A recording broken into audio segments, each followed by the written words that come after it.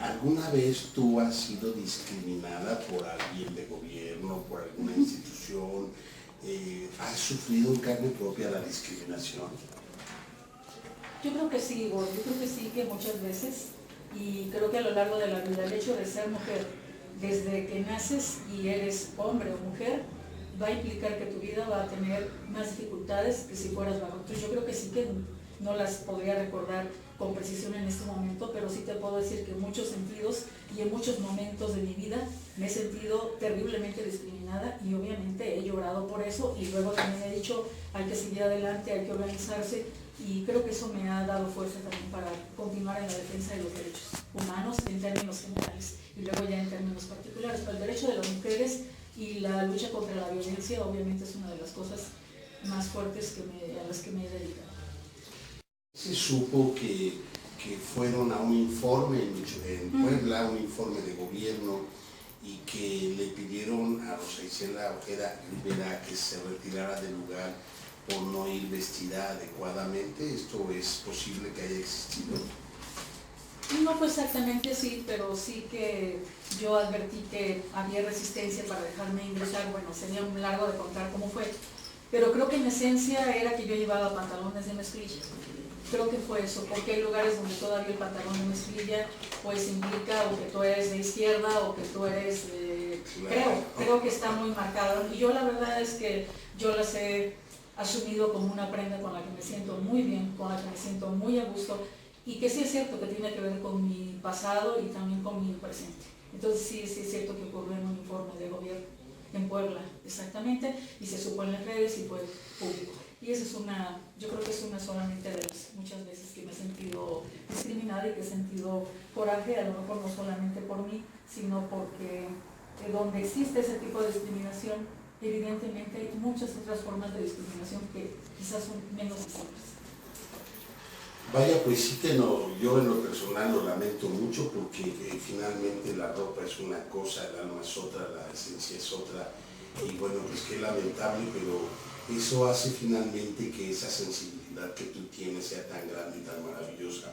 Yo quiero comentarles, queridos amigos que nos están escuchando, que la noche del 27 de noviembre del 2014, más bien la tarde de ese día, del 27 de noviembre del 2014, fue una tarde un poco difícil para el gobernador recién nombrado Rogelio Ortega, porque estaba lo que conocemos en Casa Guerrero, allá en Chilpancingo, en Jacarandas, pues muy preocupado porque tenía una reunión que no podía faltar en la Ciudad de México, donde nos encontramos, en el que el presidente Peña Nieto había convocado a todos los gobernadores del país a esa reunión, pero también sabía que la gente de los en Chilpancingo, las personas que hacían las marchas, las manifestaciones y que quemaban los lugares, iban a Casa Guerrero justamente a quemar esa noche. Entonces no sabía si quedarse o irse.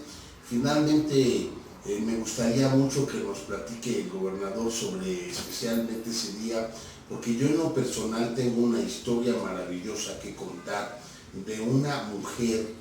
Bueno, no la voy a contar, la va a contar el gobernador, pero yo quiero participar en esa alegría, en ese orgullo y en ese gran sentimiento que me provoca lo que el gobernador nos relata cuando Rosa Isela Ojeda Rivera, en Casa Guerrero, estando ella prácticamente sola porque despidió que se fueran a sus casas los policías, los empleados y todo el mundo, y se quedó ella a recibir, pues no sabía ni qué es lo que iba a pasar con estas personas que llegaban a querer incendiar Casa Guerrero. Esto nos lo cuenta el gobernador del estado, y espero que usted, como yo, disfrute de esta narración en el que nos dice claramente cuál es el coraje y el valor y la gran calidad humana que tiene esta señora Rosa Isela Ojeda Rivera, porque eso es de película y de telenovela, pero muy cierto. Así ocurrió y así lo registra la historia el 27 de noviembre del 2014.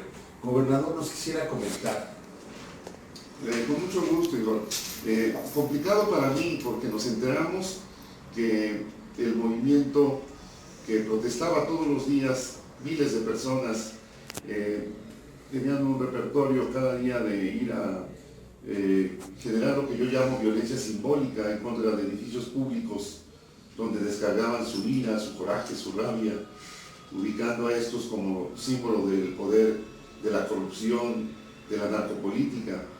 Así se incendió el Palacio Municipal de Iguala, parcialmente el Palacio de Gobierno en Chilpancingo, varias sedes de partidos políticos, en varias ocasiones el local del Congreso del Estado, y le tocaba a Casa Guerrero, nos enteramos. Yo en la dicotomía de me quedo o me voy al llamado, a la convocatoria que nos hizo el presidente, Rosa Isela me dijo, no, tú cumple con esa parte de tu deber, y yo aquí voy a resolver este asunto con la decisión de abrir la casa. En alrededor de 6.000 manifestantes que iban con toda la voluntad de destruir el símbolo del poder que disfrutaba la familia del gobernador en turno. Rosa Isela definió la estrategia de sacar el parque vehicular que ahí se encontraba concentrado, las cosas de valor, que había cuadros, vajillas, algunas esculturas, y pidió a los trabajadores que también abandonaran el inmueble. Los policías que ahí estaban acantonados, prácticamente era un búnker, y cuando ya estaban los manifestantes afuera, abrió las puertas y con una bandera tricolor en una mano y la bandera blanca, que es el símbolo de la paz, en la otra, les digo, son ustedes bienvenidos. Esta ya no es la casa del gobernador y su familia, es la casa del pueblo de Guerrero. Ustedes pueden ingresar y hacer de ella lo que ustedes consideren. Y de fondo era la reflexión de a ver quién se atreve a quemar su casa, si ya le dimos otro destino a este inmueble.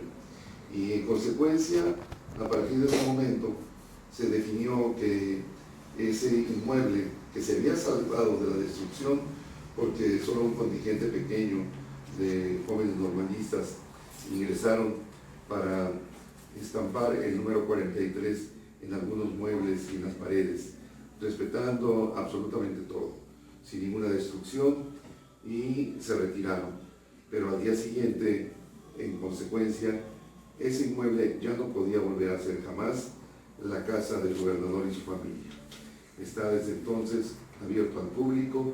Tenemos un proyecto muy ambicioso de entregarle un gran legado a la ciudad capital, al pueblo de Chilpancingo especialmente, convirtiendo este inmueble, este espacio, en el complejo cultural Guerrero, donde ahí sea la sede de la orquesta infantil de Chilpancingo, donde hay salas de exposiciones, un museo de las luchas sociales del estado de Guerrero, un museo interactivo del espacio que lleva el nombre de nuestro cosmonauta, el primer cosmonauta mexicano, guerrerense y chilpancingueño. Me estoy refiriendo al doctor Rodolfo Neri Vela. Y uní lo que fue Casa Guerrero, ahora Complejo Cultural Guerrero, al conjunto Jacarandas, que es otra parte también significativa, unirlo al CREA, que son los espacios deportivos. Se encuentra ahí también cercano el Museo Interactivo La Avispa.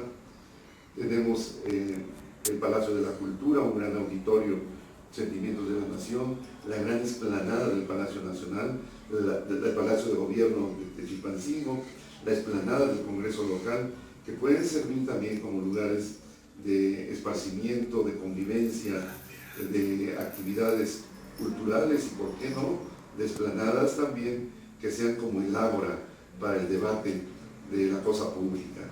Entonces, este es el gran legado que esa experiencia le va a dejar al pueblo de Guerrero. Otros edificios emblemáticos en la historia de la humanidad no corrieron esta misma suerte. La Bastilla, emblemática en París, fue incendiada y consumida en cenizas. En cambio, el Palacio del Hermitage lo salvó Lenin, porque también los bolcheviques querían incendiarlo y destruirlo como símbolo del poder.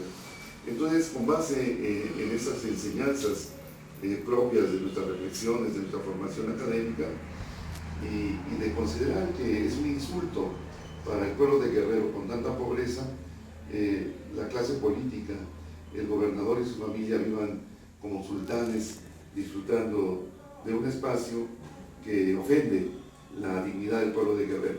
Y mejor abierto al público y nosotros conducirnos con humildad y con sencillez. Decía Igor, el primer mandatario, y eso se maneja mucho, se dice mucho de manera tradicional. Yo creo que quien manda es el pueblo, y nosotros, cuando nos toca la oportunidad de gobernar, hay que gobernar obedeciendo el mandato del pueblo.